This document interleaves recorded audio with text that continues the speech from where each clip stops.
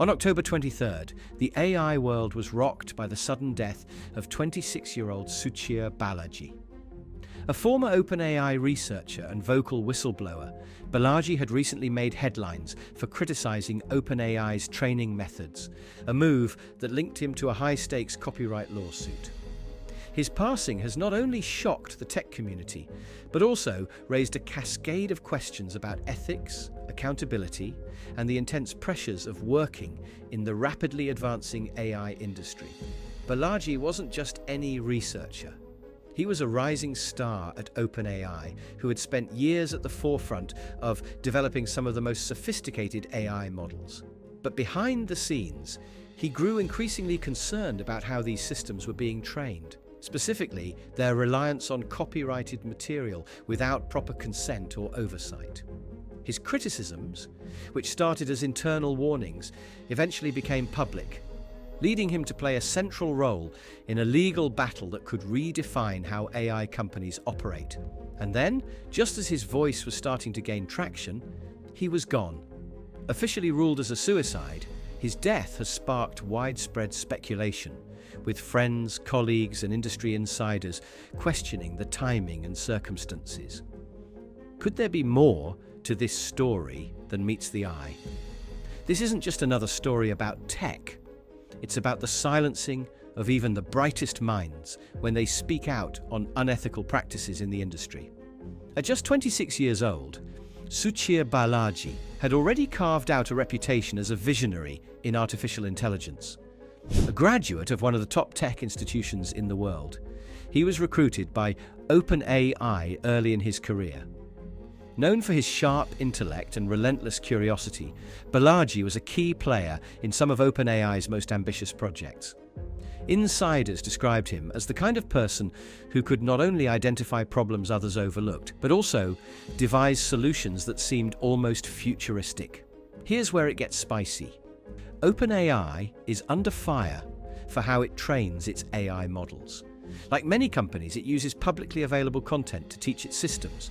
Articles, books, and, well, pretty much the internet. Sounds fair, right?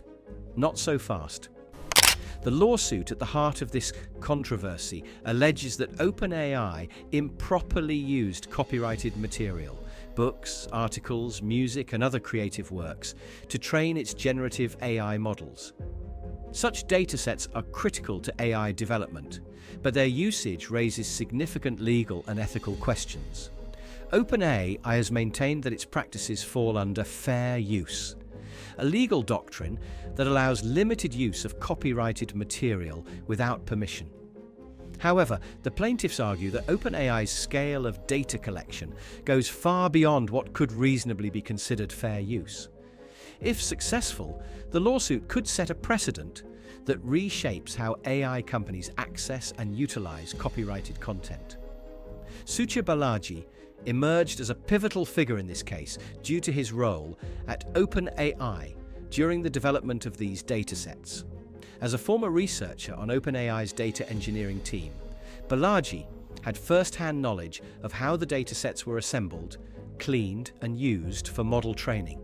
Internal documents he provided to legal teams reportedly detailed the company's lack of oversight in sourcing copyrighted material and its prioritization of rapid development over ethical considerations. According to Business Insider, Balaji had become a potential witness for the plaintiffs, offering testimony that could undercut OpenAI's fair use defense. This wasn't the first time Balaji had voiced concerns about OpenAI's approach. Long before the lawsuit, he raised ethical alarms internally about the opacity surrounding AI training processes. In interviews with the press, Balaji called for greater transparency, saying, "We need to stop treating datasets as neutral sources of information. They're not." These concerns, alongside others from industry insiders, have made it harder for AI companies to operate unchecked. To put it into perspective, Balaji's warnings weren't just legal. They were deeply ethical. He argued that such practices not only violated intellectual property rights, but also ignored the impact on creators, many of whom depend on their work for livelihood. In interviews before the lawsuit, he expressed concern that AI companies were increasingly sidestepping accountability in their pursuit of market dominance. As Business Times Online reported, he once said, "The tech industry has a history of pushing boundaries, but when it comes to AI, those boundaries have real consequences, not just legal ones, but societal ones." This ethical stance reinforced the relevance of the case and underscored why it posed such a threat to OpenAI and similar companies. Critics are saying this case could redefine copyright laws in the age of AI. Think about it. If courts side with the plaintiffs, it could mean massive changes for how AI companies gather and use data. Let's compare. Remember Napster? It changed how we consume music forever and forced the industry to consider copyright on digital platforms. OpenAI's case might be the Napster moment for AI. Reports suggest that Balaji had expressed ethical concerns about how OpenAI trained its models, concerns about fairness, transparency, and yes, legality. In fact, he allegedly left OpenAI because he felt his warnings were being ignored. After leaving, he became increasingly vocal about his criticisms, even engaging in discussions with legal experts and the media. In an interview with the New York Times, Balaji expressed his doubts about the defensibility of fair use in AI development, stating, "If you believe what I believe, you have to just leave the company." The timeline paints a chilling picture. In early 2024, the copyright lawsuit against OpenAI gained traction, with Suchira Balaji identified as a key witness by mid-year. His criticisms of the company, both public and private, had begun to attract widespread attention in the tech world. By October, his name was tied to the lawsuit in mainstream media coverage, and his voice was amplifying broader concerns about the unchecked growth of AI giants. Balaji's final social media post further highlighted his concerns, where he wrote about the dark side of AI and the potential legal grey areas in its development.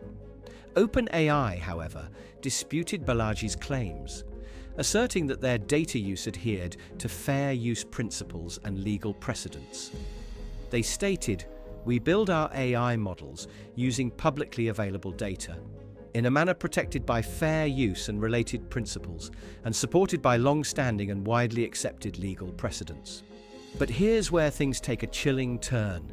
Just days after his name was thrust into the spotlight as a key figure in the copyright lawsuit against OpenAI, Suchira Balaji was found dead in his apartment in San Francisco.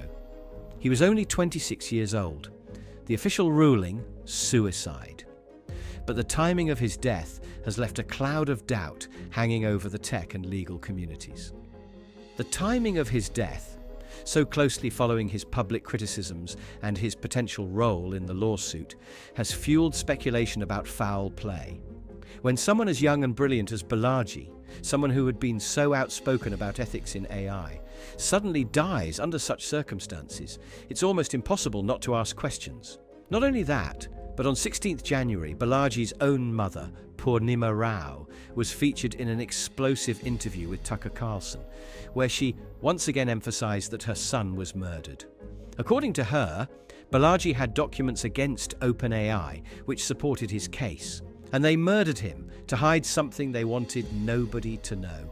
On November 18th, the New York Times named my son as custodian witness. Custodian witness is very, very important. He had the documents against OpenAI, she stated. That was on the 18th, 22nd. He just came back from vacation from LA and Catalina Island the same night. They have attacked him and killed him, she stated. In the interview, Purnima Rao recalled that the San Francisco office of the chief medical examiner had declared that her son died by suicide. However, when asked if she feels he was depressed recently, she said, "My son celebrated his birthday a day before he died. What more do we need to give on account that he was in a happy mood?" She also accused the ChatGPT creator of silencing the investigation and any possible witnesses, saying, "Everybody is suppressed. Nobody is ready to come up and tell the truth. Even the attorneys have been made to say that it is a suicide."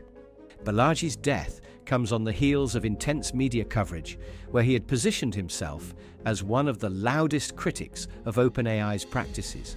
He had publicly challenged the organization on its use of copyrighted material for training its AI models. A move that not only put him in the crosshairs of legal debates, but also in direct opposition to one of the most influential tech organizations in the world. Was he under too much pressure? Did the weight of his whistleblowing, coupled with the lawsuit, become too much to bear? Or, this is the question everyone is whispering, was his death something more sinister? This part of the story reminds us of another high-profile case, Jeffrey Epstein. Not because of the circumstances, but because of the way public skepticism spirals when someone with ties to powerful entities dies under questionable circumstances. Let's not forget the patterns we've seen before. In high-stakes industries like tech, whistleblowers often face incredible stress and isolation. But Balaji's case feels different. He was young, driven, and actively engaged in public discourse. He had just made headlines for his role in the copyright case, and by all accounts, he seemed to be gearing up for a battle, not retreating from one. Hearing news like this kind of makes you wonder if it could be a cover-up for something greater. Tech advancement has never been more intense. Every breakthrough seems to bring new roadblocks. Could this have been a calculated move to stifle disruptions to production, or perhaps even to silence a voice that was becoming too loud? Adding to the intrigue, some of Balaji's colleagues and close friends have expressed doubts about the circumstances of his death. A few cryptic social media posts and statements hint at a sense of foreboding in the weeks leading up to it. In his final post on X dated October 23rd, Balaji referenced his participation in a New York Times story about fair use and generative AI. He expressed skepticism about the defensibility of fair use in AI development, stating, "I recently participated in a NYT story about fair use and generative AI. And why I'm skeptical, fair use would be a plausible defense for a lot of generative AI products." And then there's the timing of his death. Why now, when his voice was beginning to have real impact? Now let's zoom out and look at the bigger picture. OpenAI isn't just a company. It's a symbol of what's possible when humans and machines collaborate. But that power comes with responsibility and scrutiny. The copyright case and Balaji's whistleblowing highlight a fundamental tension in the tech industry. How do we balance innovation with ethics? It's like the Wild West out there, with companies pushing boundaries faster than laws can catch up. And let's not forget, OpenAI's mission is to ensure AI benefits humanity. But what happens when the pursuit of progress comes at the cost of transparency and trust? This isn't the first time we've seen something like this. Remember Facebook and the Cambridge Analytica scandal? It was a wake-up call about the consequences of unchecked data use. Back in 2018, it was revealed that Cambridge Analytica, a political consulting firm, had harvested the personal data of millions of Facebook users without their consent. This data was then allegedly used to influence voter behavior in major elections, including the 2016 US presidential election and the Brexit referendum. The scandal exposed how easily user data could be exploited and raised urgent questions about privacy, consent, and accountability in the digital age. OpenAI's case could be a similar wake-up call for AI ethics. Just like Cambridge Analytica's practices revealed the darker side of social media platforms, this case highlights the potential dangers of unregulated data usage in training AI systems. So, what happens now? The copyright case is ongoing, and it could set a precedent for how AI companies operate in the future. Meanwhile, Balaji's death remains under investigation, and his legacy as a whistleblower is sparking conversations about the role of ethics in tech. But here's the question we should all be asking. Are we moving too fast? In the rush to build smarter machines, are we overlooking the human cost? It's easy to get swept up in the excitement of AI, the breakthroughs, the potential, the promise of a better future. But stories like this remind us that progress comes with trade-offs. As we wrap this up, let's take a moment to reflect. The story of Balaji isn't just about one man or one company. It's a cautionary tale about the power of technology, the importance of ethics, and the need for accountability. So, whether you're an AI enthusiast, a tech skeptic, or just someone trying to make sense of it all, one thing is clear: the future of AI is as complicated as it is exciting. And as we move forward, let's not forget the lessons we've learned and the questions we still need to ask. What do you think? Could this be a cover-up, or is it just a tragic coincidence? Whatever the case, one thing's for sure: the world of AI just got a lot more interesting.